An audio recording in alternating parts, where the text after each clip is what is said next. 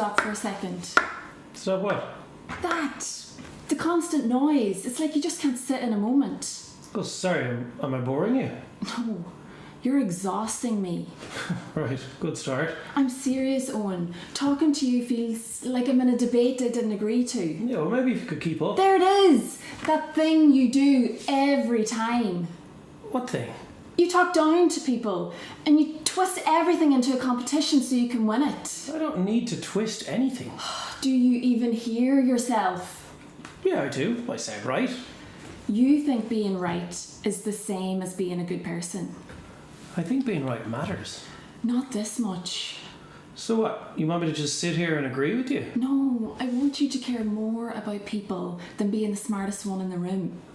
I do care. No, you care about winning.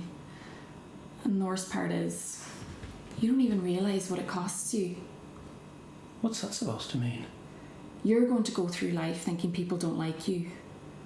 And it won't be because they're intimidated by you. It'll be because you make them feel small. That's not fair. It's the most honest thing anyone's going to say to you.